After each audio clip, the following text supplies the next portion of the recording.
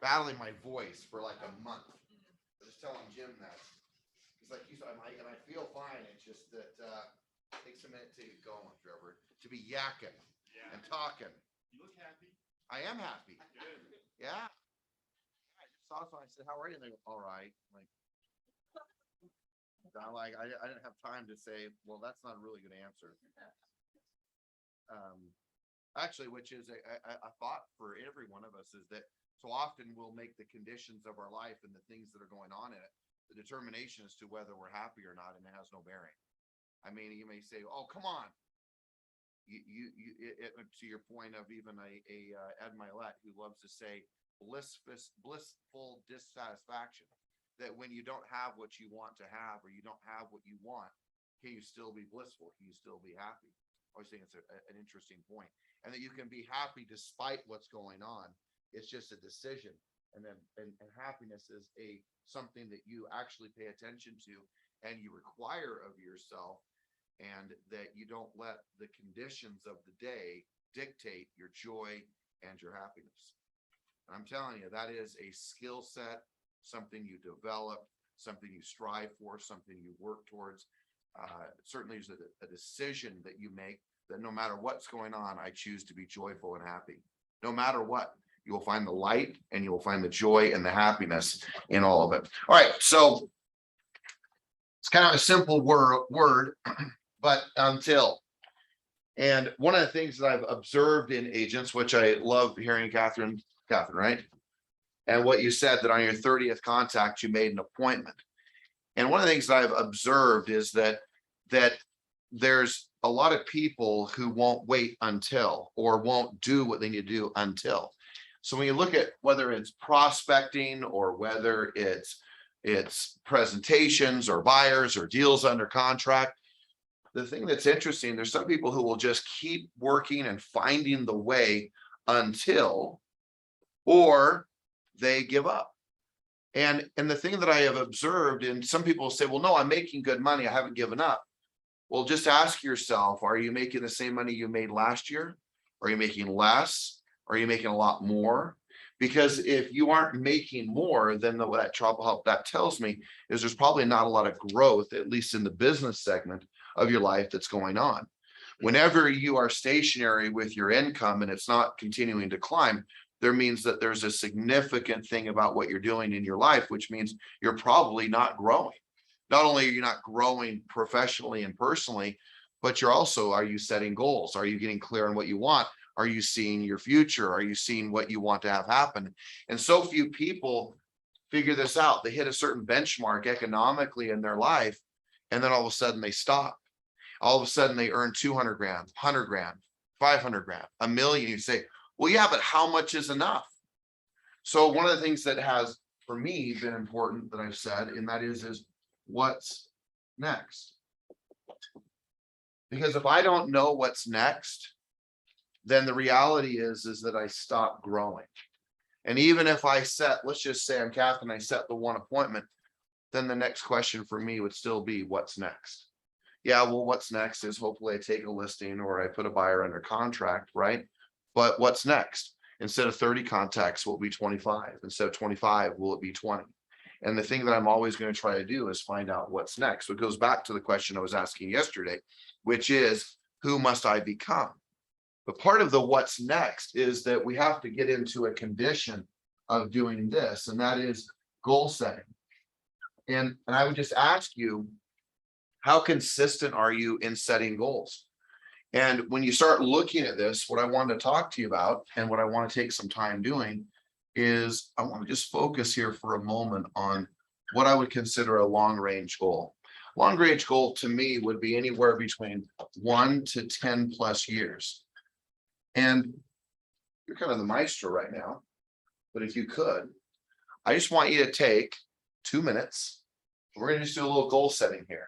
And I really want you to think about what is it that you want to accomplish over the next 10 years or more, but a long range goal. And I want you to have at least 3 of them or more. And we'll just take 2 minutes and just write down what you want and what you want your life to look like. What does it look like in 10 years? What's the vision of, and what do you know, words I like to use? What do you see? What's your vision? What do you picture? What do you imagine? There's not one thing that's ever been created without a vision first. I don't care if we're talking about the Golden Gate Bridge, the Eiffel Tower, or the pyramids of Giza, unless it was the aliens who created it. Some of you don't even know what I'm talking about, but Aiden, was it made by aliens? You look like a guy who might know. I don't know. All right. But what do you see? What do you picture? What do you imagine? Right? Because that's what vision's all about. And sometimes we lose sight of where we're going. And just before we, give some, as you start getting wound up this, but just remember, poor decisions always happen because you don't know where you're going. When you know where you're going, decision making is easy. When you know your decision, let's just take a short-term goal today, which is I'm going to prospect and make, let's just say 30 contacts and one or more appointments. When someone says, do you want to go to Starbucks? Your first answer isn't, oh yeah, sure, that sounds great. No, because you know where you're going. So all decision making, the food you eat, the exercise you take on, the prospecting you do, the money you earn, all of it has to do with the fact of knowing where you're going. And when you know that, decisions are easy. They're easy. They're not that complicated. Now you may fight the decision, but the decision is easy. So if you're struggling with making decisions, it's most likely is that you do not know where you're going. And so part of knowing where you're going and good decisions go hand in hand. Because when you know where you're going, you'll make great decisions. Like a lot of people say, well, I know my decisions spiritually. Okay, so your decisions are easy, right? They somehow become easy for you. I know where I'm going with my health. And you see, when people know where they're going with their health, man, their decisions are easy. You want dessert? Nope. Do you want to eat after 8 p.m.? Nope. Do you want to exercise? Sure. But then you already exercised 8. I'll do it again. Decision making is easy for someone who's in good health. So again, every area of your life, I would challenge you with that you're struggling in, that you're not doing well in, that you're not excelling in.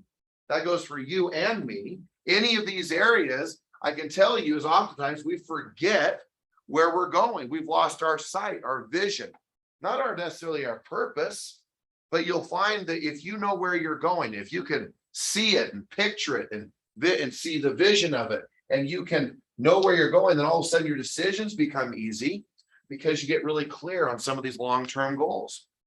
And I just, so you can have some reference to this, what I find is most goals always deal with these 3 things. Sometimes I do a little exercise with people and say, okay, we're going to do a 30-second goal setting workshop. Okay, set 3 goals. And I always say, I know 2 out of the 3 of your goals. And they're like, how would you know that? Because they always deal with these 3 things: money, your health, and some type of a relationship. Almost all goals have something to do with that. And you may say, well, could you add in other things like travel, recreation? Could you add in a few other things? Yes, but still the core of that is, well, I can't go on a vacation I really want and how I want if I don't have the money I want. Okay, so you have some music we can play for like just 2 minutes. Absolutely. I'm at a time. I'm going to only give you 2 minutes. Perfect. We're going to do long range goals between 1 and 10 years or more. What does it look like? Write at least 3 goals real quick.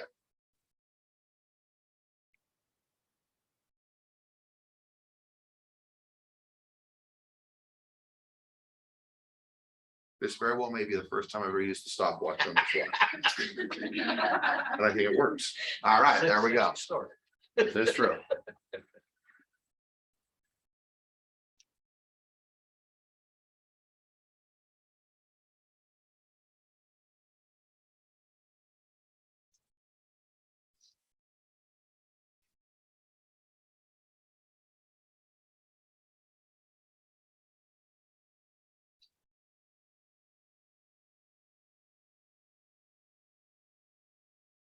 We're just writing down at least 3 or more long-term goals.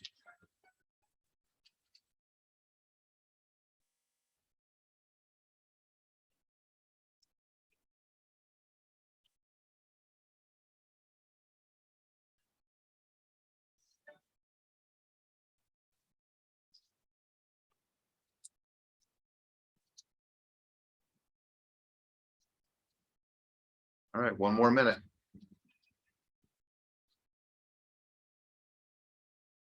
What do you want?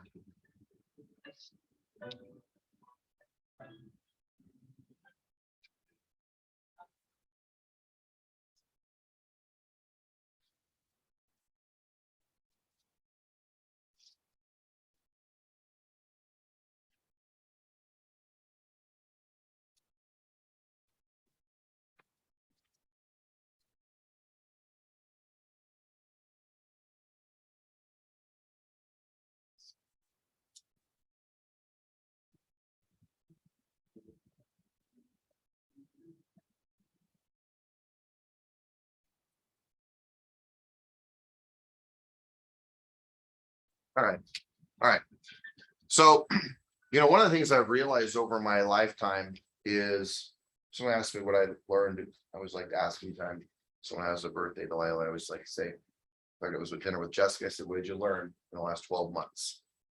And I always like to ask that. Well, I was asking, and frankly, I was asked, but I was also thinking about on my 50th birthday, I started asking myself, what have I learned? And I have a list in my phone, just one thing after another. But there's one thing on that list that was more meaningful than anything else that I wrote down. And it was this, that no matter what I decide I want, it will happen. So in the first 50 years of my life, I found myself forcing things to happen, making them happen, stressing whether they were going to happen, not knowing if they were going to happen, freaking out if they didn't happen, pushing, shoving, make it happen. And in the end, it still happened. And I dawned on me as the years have gone on is that what is more important, yes, there's disciplines you have to put in place. Yes, you have to take some action, but it's not the action that's the force. It's not the stepping into becoming familiar with your goals of what you want, long range, short range goals. What I concluded is that I reflected back in my life, like I can look at the company of Everest. In some of my darkest hours economically, I was sitting there still writing down 1,000 agents, $100 million in GCI, 1,000 agents, 100 million in GCI. And I would find myself stressing about it, kind of freaking out about it, wondering if it happened. I'd have a lot of people telling me, no, it's not going to happen. That's ridiculous. You can't even pay this, do this, buy that, have that. What would make you think? Stop talking about it. Never forget one of the shareholders in the company slamming her hand down, go, that's a ridiculous thing. Stop talking about it. And still my mind said, okay, well, I won't tell you about it, but I'm still going to talk about it. And here's what's crazy. 6 years later, 6 years, and I had a 10-year goal that we'd have 1,000 plus agents and $100 million of GCI. And it was 6 years later when it happened. I remember when I made a decision that I wanted to get the LDS church's, account on real estate, and Coldwell Banker had it for 13 years. And everyone thought it was absolutely impossible. And I said, you know what? I'm going to get that account. I just randomly said, I'm going to get that account. And I said, I'm going to get it within 2 years. 9 months later, I have the account. I still never forget Leah Kruger, who I went to breakfast with, who we were trying to recruit. You know her, wonderful friend of Rick and mine and many of you. And I remember going to breakfast with her, and I remember she said, there is no way that you will ever get that account. Coldwell Bankers had that for 13 years. I already know I had the account. I said, that's probably true. It will be very difficult. That was on Friday, by the way. And I'll never forget, I was taking off, flying out to California. And I was taking off and the sun was setting. And of course, I'm the guy who breaks all the FAA rules and guidelines. And the email came through that said, we are pleased to announce that you have gotten the account. Tears started kind of streaming down my cheeks. And we say, well, what does that matter? Well, it represents like 350 transactions a year across all of North America. And that Monday I saw Leah again because we were trying to bring her over from Coldwell Banker. And she said, and I announced, and she heard the announcement from her own group, meaning that Coldwell Banker lost the account. And she goes, you knew when I said that, didn't you? I said, I feel pretty stupid. You should. I didn't say, I'm just kidding. But she said, It's true story, Rick. Every part of it. From a Friday to a Monday is when it happened. It was awesome. It was awesome. I don't know, maybe, so I don't remember that. But April. Timing. Timing matter. So I always like to, so we didn't get to this, we take more time, we didn't have a lot of time, but it's a great question. I always like to put a time frame by a certain date. I've just realized that, hey, why not put it out there? And what I have found in most cases, unless I'm just absurd, and I say, okay, tomorrow I'll have, 1,000 agents. Well, I have a statement I make that the universe, God, whatever you want to put in place that, I have to say the universe, but I really believe the universe, like the universe has to like catch up to what you finally decided what you wanted. Like Earl Nightingale, right, is one of his famous statements was, it's not that a man or a woman can't achieve what they want. It's that they never decide what they want. So that the issue, I think, is that it's almost like once you declared it to the world, the universe, whatever, your creator, God, whatever you want to call it, and once you do, it's almost like, okay, now the world starts to align, this universe starts to align with what you desire and what you want. And so all of a sudden, once I made that declaration within 2 years, and I started working towards it, windows, doors, right, pathways opened up, relationships opened up. And on Friday, I'm going, and I mean, what's crazy is I'm going to lunch on Friday with a gentleman by the name of Craig Weidmer, who's become one of my dearest friends. And Craig, who actually is in your parents' neighborhood, actually. And Craig now is head of all special projects for the entire church, to where now I have a whole other end on special projects, temple sites, mission homes, all these different things. And you know what it started with, by the way, because I talk about how to have deep and meaningful relationship. It started with just playing a little bit of tennis. I found out he played tennis. I went, I play tennis. And I'm like, we started playing tennis. And it all started with a little tennis match. So my point is that I think that I like to put time, because I think once you decide really what you want, that it's almost like a wake-up call. Okay, I feel like there's all these group, maybe I have this weird imagery, like there's all these people going, all right, finally decided, folks, let's go, let's line this thing here, and let's get in alignment so that it can happen for them. Because I think very few people, like, all of a sudden truly decide, okay, you know what, over the next decade of my life, this is what it will be. And I'm really a big believer. I gave you two little examples of that, but I can give you example after example of opportunities that once you make a declaration, that it will happen. But you have to truly be committed to what you want. It's not like, well, it'd be nice. No, this is what's happening. I'm going to earn blank dollars. I'm going to have this. I'm going to have that.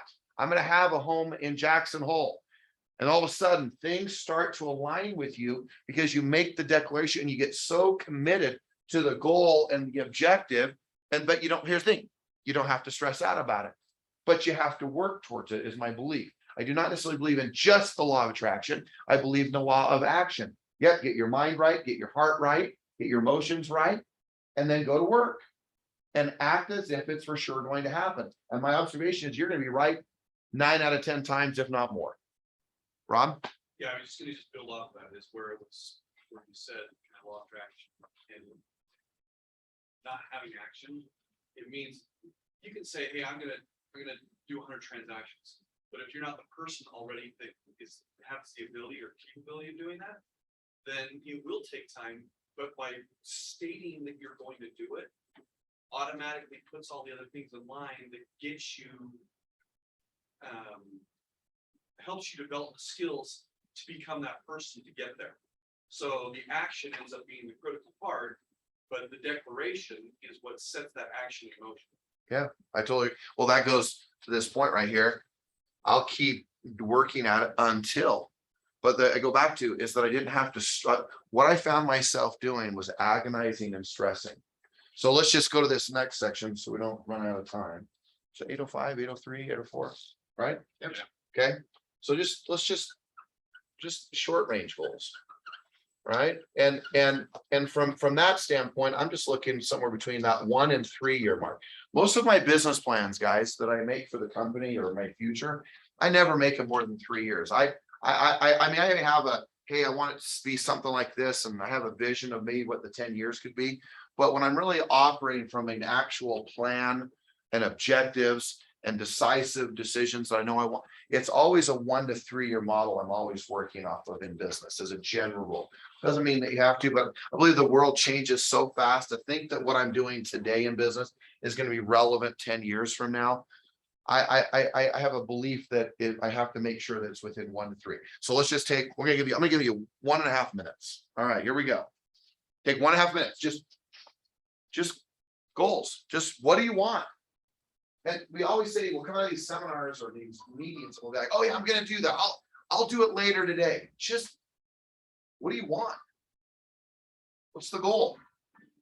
With your health, with a relationship or two? And economically, what do you want? What does it look like?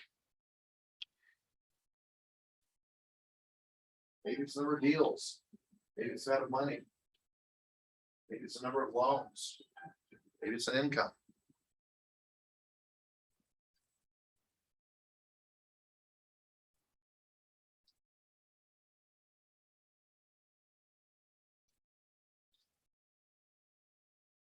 One more minute.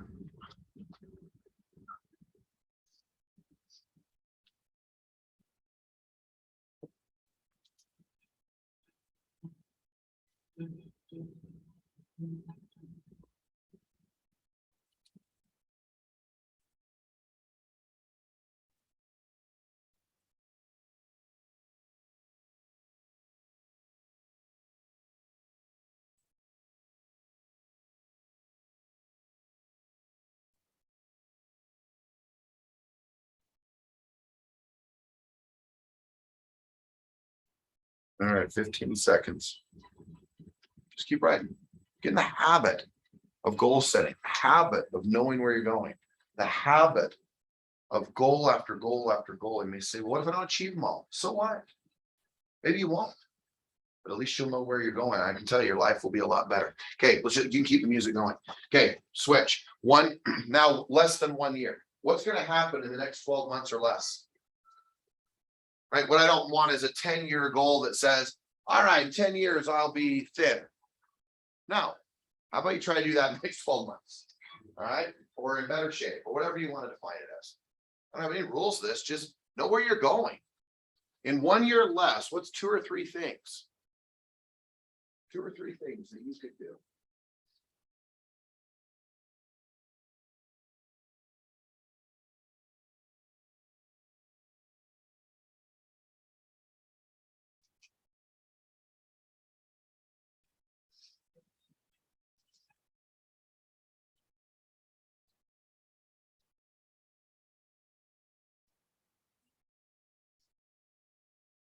Is someone you need to forgive? Someone you need to reach out to? See, little goals like that for me is make sure I see my 83-year-old father every day, or sorry, every week. Every week. For me, that's one of my goals. Every week, I want to see my dad.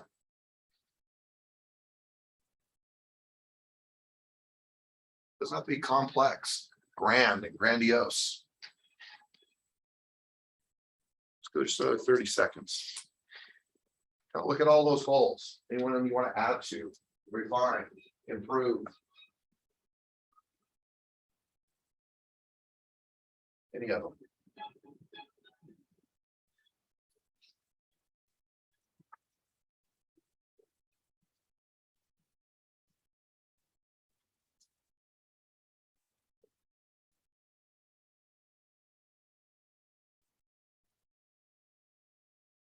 Okay. So just know, if we had time, I would love, I mean, and maybe we could do a little bit of that later this week or whatnot, or fly out to California late tonight. So I'm here on Friday morning, but it'd be great. I mean, I would love to hear all of your goals, or if you really want to make them even more declaratory, send them to me, text me. You guys are welcome always to have my phone number. People always, I was in a meeting, people said, you gave us your phone number? Like, yeah, you're welcome. If you can read that, you're welcome to text me. Call me. I'm not trying to be a secret agent. It seems like so many are, right? But just let me wrap up with this.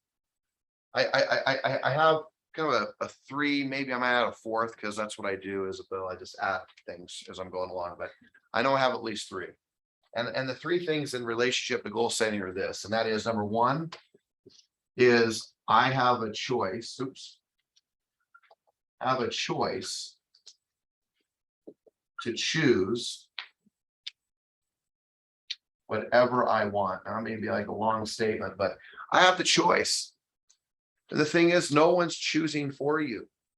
You can say, well, my culture did, my religion did, my mom did, my parents do.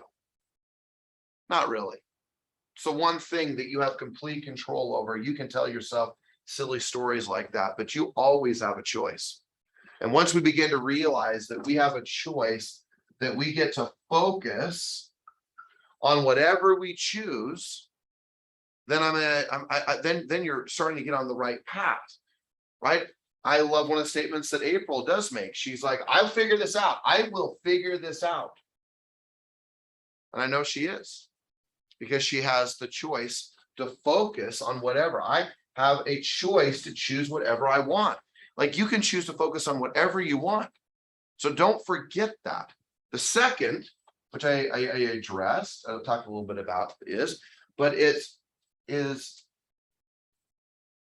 two things. So we're gonna say that I'm just gonna put this, that the universe gives, or I'm gonna this way, the universe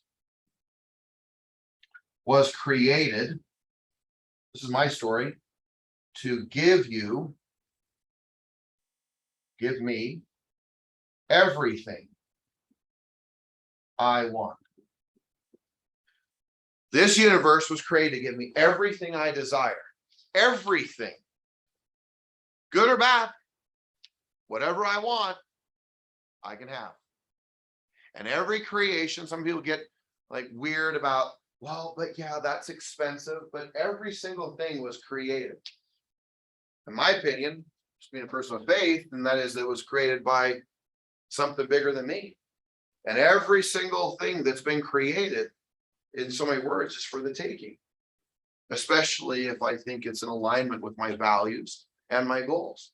So first is I get to choose. Number two, wait a second, this universe has been created to give me everything I desire.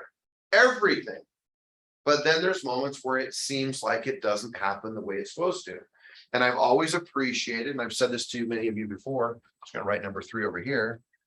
And that is anybody go to the Garth Brooks concert this last time he was here?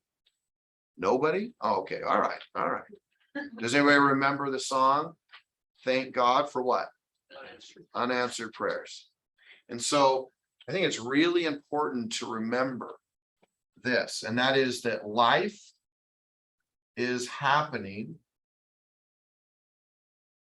for me, not to me. I mean, you say, what does that mean? Not to me. It's not there to punish me. It's not there to tear me down. It's not there to make my life more difficult. And oftentimes, guys, I don't even, I in my own world, someone asked me recently, well, where did you hear that? Not life is happening for me, not to me. That's from Marianne Christian, or Marianne Williamson. Yes, Williamson. Thank you. Who said that? Thank you. All right. But I've thought about this, and I thought, you know what? Maybe for me, I've said God is happening for me, not to me. Right. And I've liked that. That doesn't mean it has to be your way, but I like that. It like life, God, it's all happening for me. I'm not out there trying to be punished. No one's trying to hurt me. The world isn't conspiring against me. Go, all right, we're just gonna make sure. Like, I don't believe in superstition. I don't believe in black hats. I don't believe then that people say something bad happened. It's a sign. God doesn't want me to have these things. I don't believe any of that. I think it's nonsense. I think it's nonsense because I don't believe that this universe has been created to conspire against you. It's there to help you, not hurt you. In fact, just last week, I was working on a lease, and we had been working on this lease in California. It was going to be the perfect situation. It was all going to happen perfectly. and someone came in literally dishonestly and corruptly, came in and shared information of what we were doing, the listing agent, with our competitor in the marketplace. It'd be like going to Coldwell Banker and saying, hey, guess what they're doing, Coldwell Banker? And they came in and leased the property in front of us and gave like ridiculous terms and conditions and leased it because the listing agent. And I had to say to myself, you know what? I said to Sam, I go, guess what, Sam? Something better is down the road. Life's happening for us, not to us. And I'm telling you, we found the most incredible space that makes even this 6th floor look like it's jump changed. It's crazy. By a company by the name of Yardy. If you know what that is, that's a property management company. And there's a property that we actually are consolidating to, didn't even know it was available, and $250,000 worth of office equipment for 13,000 feet, selling it to us for $1. What? Just said, please take it. Wow. And I went, Good for you. whoa, is it not true? Then they say, well, wait, what?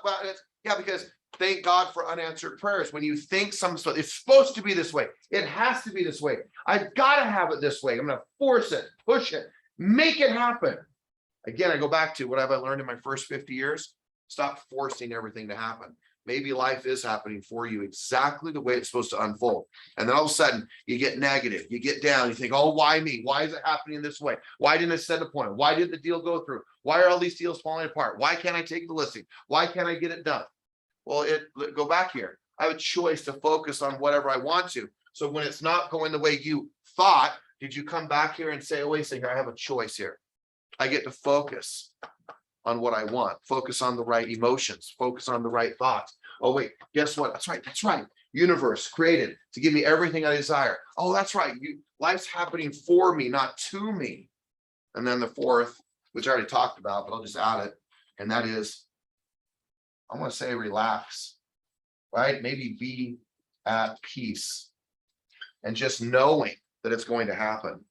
And here's the thing, Kelly, maybe not in your little world of all that we live in, every one of our little worlds, thinking it has to happen at this exact moment in this exact way. The problem with goal setting is we think that these goals have to happen in a really exact way. They don't. You say, I want $1 million. If someone handed you $1 million or you earned $1 million, people, I don't know, I need to earn it. Well, you're just given $1 million. No, I know it's inheritance, but it doesn't matter. I had to earn it. And all of a sudden we part all these rules behind how we achieve these goals, how they were supposed to happen. So I love what Les Brown said. We got to go, but Les Brown, if you haven't heard him, he's great. You should listen to him on YouTube. But you know, one of kind of the grandfathers again of motivational speaking. He's in his 80s, and he said, "How is none of your business." And I've always appreciated that. Instead of wondering, I set these goals, and I bet you guys do this. I don't know, I'm going to write this down, but I don't know how it's going to happen. I don't know how we're going to do that. I don't know how if it's going to work. I'm not sure. Stop worrying about how for a moment. Set the goal. Know what you want, right? Choose to focus on whatever you want to focus on. Know the universe has your back. Everything's been prepared. So you can have everything you want. Okay, if that's the case, wait, when it doesn't happen, maybe life's happening for you, not to you. Maybe someone is protecting you and knows you and is overseeing you and making sure you're okay. And it wasn't supposed to happen the right way, or the way you thought, the way you thought it was, the way you thought was the right way. And all of a sudden you come back over here, you go, wait, refocus. Yep, universe has my back. Okay, great. Life's happening for me. And relax and be at peace. And yes, go to work. And put a fit. Yeah, go to work. Like Rob was saying, go to work. But don't be stressed. Don't be freaking out while you're prospecting. Oh gosh, oh my gosh, I hope an appointment happens. Oh my gosh. Relax. Knowing that you're going to set an appointment. And it's okay if you don't. I mean, oh, how is that okay? Because the energy that if you don't, and the fear and the anxiety that you display when you're setting, knocking, and presenting with if it doesn't, is so toxic and repelling. No one will work with you when you're in a place of, I need this. I'm needy. Anybody been in a needy relationship? Did you enjoy it? No. Yeah, well, what would make you think anyone wants to work with you when you need the appointment? You don't need anything. You'll be fine without it. You might, no, I won't. Yes, you will. You'll be okay. So be lighthearted, be happy, joyful, be at peace, relax, and trust that this is how it all works. Because it does, at least in my experience, not by just telling you, just from my experiences. And I'll tell you, this last little component, oh boy, it makes it a lot easier because the appointments will be set anyway. So why are you stressing? You're going to get what you want, whatever goals you've set, if you move towards them. So just be at peace, relax a little bit, and just let it flow, let it go, let it happen. Okay. All right. We're over time. All right. Let's roll. Okay, guys, we'll work more on this. Know where you're going. Know the outcome. All right. Here we go.